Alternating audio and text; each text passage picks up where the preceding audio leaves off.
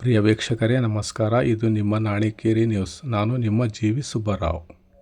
ಕೃಷ್ಣಂ ಒಂದೇ ಜಗದ್ಗುರುಂ. ವಿಷ್ಣುವಿನ ದಶಾವತಾರಗಳಲ್ಲಿ ಕೃಷ್ಣನೂ ಒಬ್ಬನು. ನಾಡಿನ ಸಮಸ್ತ ಜನತೆಗೆ ಶ್ರೀಕೃಷ್ಣ ಜನ್ಮಾಷ್ಟಮಿಯ ಹಾರ್ದಿಕ ಶುಭಾಶಯಗಳು.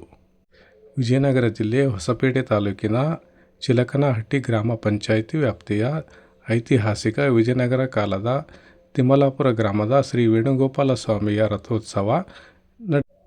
ರಥವು 5 ವರ್ಷಗಳ ಹಿಂದೆ ಶಿಥಿಲಗೊಂಡು ಬರೀ ಧಾರ್ಮಿಕ ಕಾರ್ಯಕ್ರಮಗಳಿಗೆ ಮಾತ್ರ ಸೀಮಿತವಾಗಿದ್ದ ರಥೋತ್ಸವ ಕಾರ್ಯಕ್ರಮವು ಈ ಬಾರಿ ನೂತನ ರಥೋತ್ಸವದೊಂದಿಗೆ ಕೃಷ್ಣ ಜನ್ಮಾಷ್ಟಮಿಯನ್ನು ಆಚರಿಸಲಾಗುವುದು.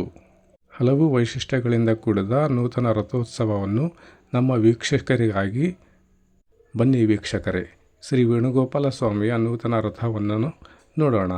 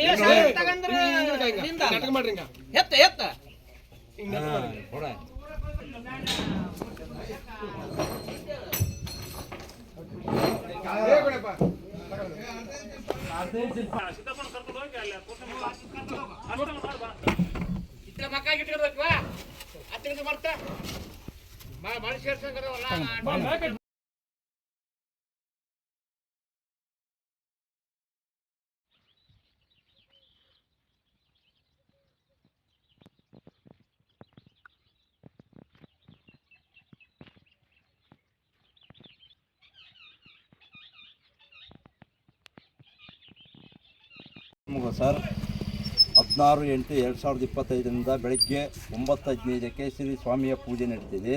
ಬೆಳಗ್ಗೆ 9:30ಕ್ಕೆ ಪಂಚಾಮೃತ ಅಭಿಷೇಕ, ಸಾಯಂಕಾಲ 6:30ಕ್ಕೆ ಗೋಪೂಜೆ, ರಾತ್ರಿ 11ಕ್ಕೆ ಪಂಚಾಮೃತ ಅಭಿಷೇಕ, 12:30ಕ್ಕೆ ಮಹಾಮಂಗಳಾರತಿ, ಬೆಳಗ್ಗೆ 5:30ಕ್ಕೆ ಭೂತ್ ಬಲಿ ಸರ್, ಬೆಳಗ್ಗೆ 6:30ಕ್ಕೆ ಪೂಜಾ, ಬೆಳಗ್ಗೆ 7:30ಕ್ಕೆ ಪಂಚಾಮೃತ ಪ್ರಸಾದ.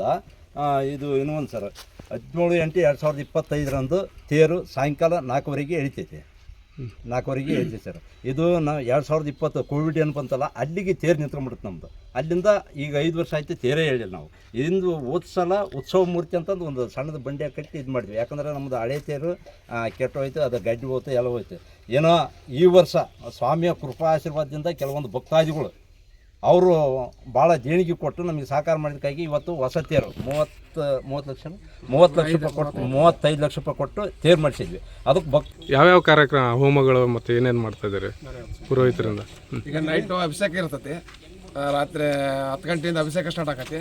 ಕೃಷ್ಣನ ಪೂಜೆ ಎಲ್ಲ ಮುಗಿಸ್ಕೊಂಡು ಅದ ಅಲಂಕಾರ ಪೂಜೆ ಇರಲಿ, ಇನ್ನೊಂದಿರಲಿ, ತೊಟ್ಲಕ್ಕೆ ಹಾಕಿ ತಗೋ ಒಂದು ಇದ್ರ ಮುಖಾಂತರ ಅದೆಲ್ಲ ಮುಗಿದ ಮೇಲೆ ತೇರಿನ ಮುಂದೆ ಬಂದು ಹೋಮ ಮಾಡಿ ಅದೆಲ್ಲ ಪೂಜೆ ಮಾಡಿಬಿಟ್ಟು ಬೆಳಗ್ಗೆ 4:30 5 ಗಂಟೆಗೆ ಈ ಮಡಿ ತೇರನ್ನ ಎಳೆದು ಪೂಜೆ ಮಾಡಿ ಬಿಡ್ತೀವಿ.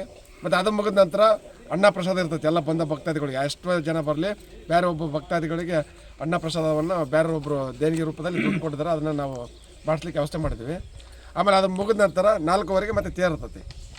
ಮತ್ತು 3 ಗಂಟೆಗೆ MP ಅವರು MLA ಅವರು ಬರ್ತಾರೆ ಅಂತ ಹೇಳಿದ್ರೆ